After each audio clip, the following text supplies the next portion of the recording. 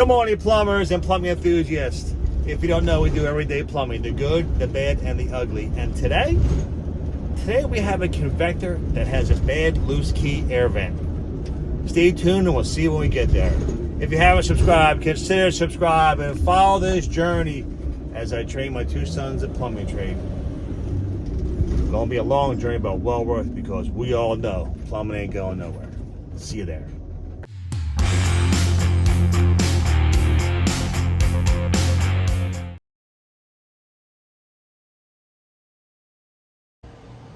All right, folks, we have a leaking Convector here, bleeder. I have cranked on this thing pretty tight and it still leaks. So I'm gonna go ahead and change it and show you that process, because we don't want this thing breaking, snapping off, and the rug is all wet, as you see. Okay? That's the plan.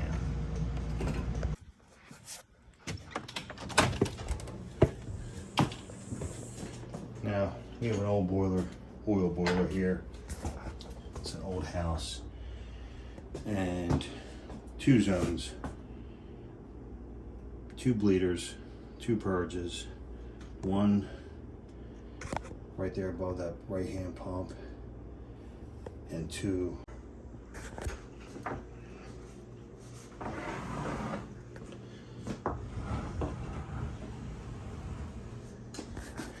you got 3 places you can drain this boiler on, and here's what you gotta keep in mind. First floor zone, second floor zone, purges.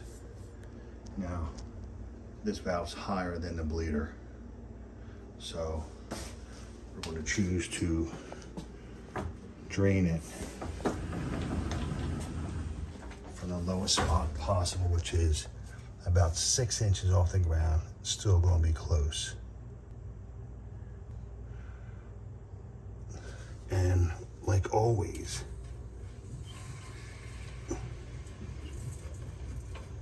do not drain boiler water onto new concrete, because it can and will leave a stain. Always put your hose out here, boys and girls. Okay?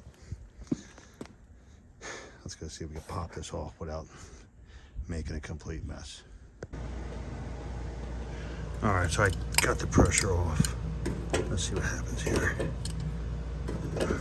Because I don't want to drain the whole system. I just want to get this out of here without breaking it. There we go. And I have a radiator key, but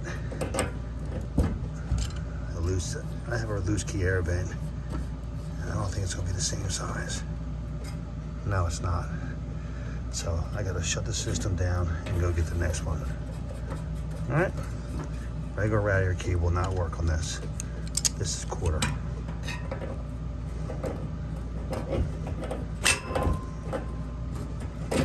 That may need a bushing. All right, folks. So what I gotta do here is I gotta take this out of the brass.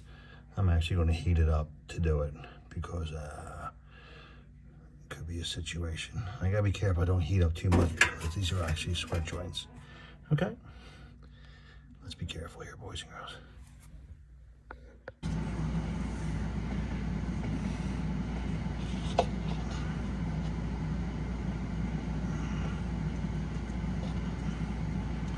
So I just cheated and I got it off without heating it. So I'm going to prefab this Convector bushing and this loose key air vent, which I couldn't get the correct size, so I had to change the bushing in the Convector, which that's okay.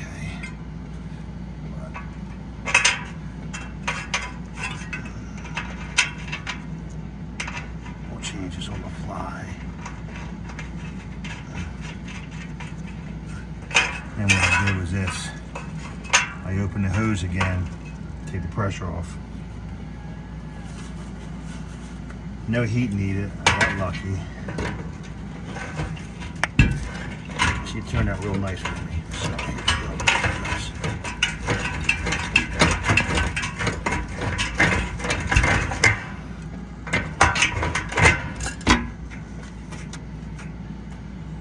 okay.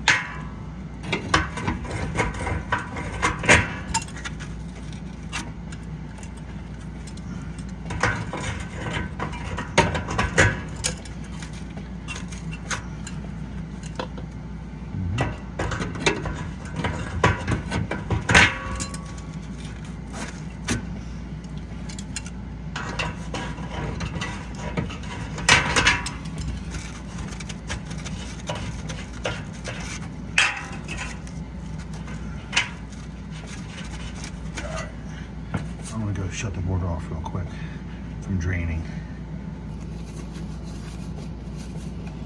All right, folks. The boiler's turned back off from draining, and now I'm just gonna tighten this up. And this will solve the leak.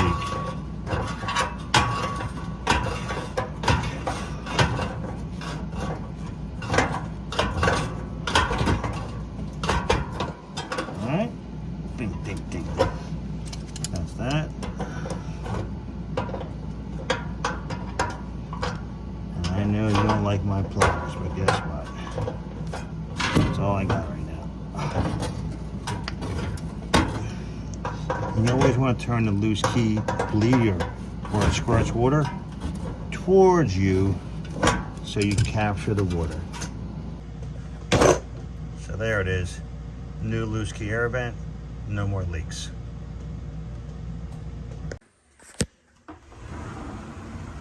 All right, folks, let's turn the autofill back on.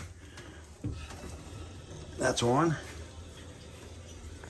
We're filling up the system now. I am going to purge it, upper and lower floors.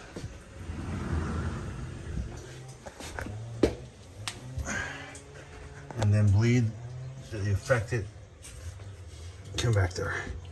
This is a one pipe system, I'm sure, with Venturi tees as the main loop on this old boy. They throw up. Yep. Okay, here we go. We're bleeding out. As you see, someone else worked on this pump. This was installed in 16, so this pump's 7 years old. I'm bleeding the first floor first, and then of course you got to go back and do each individual convector if you lost the prime in it. Autofill, mixing valve, because this has a summer winter hookup on it, which is kind of old. Has a coil on this boiler, kind of like the old version of a combi, but in oil. That there is a coil that the boiler heats, and the cold water runs through, it gets hot, and brings you hot water. Now, of course, the water is going to be 180 at the top of temp because of the boiler. That's why the tempering valve is installed here. Okay. Old version of a combi. This place is a perfect place for a combi. She will be converting oil to gas at some point. That's where we come in. But for now, we'll get the heat back on, the hot water, and purged out, and the bleeder valve is changed. I turned on a valve that I thought was upstairs hot, and it's the outside shower, which actually froze this winter. So we'll let her know about that. And another thing I noticed was this oil tank. It's kind of crazy. Coated with fiberglass maybe? So let me turn this hot water off for cold outside shower.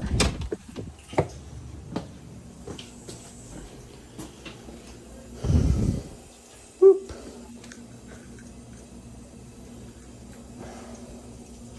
And the cold's still on, so I'm not going to touch that. Her outside cold's still on.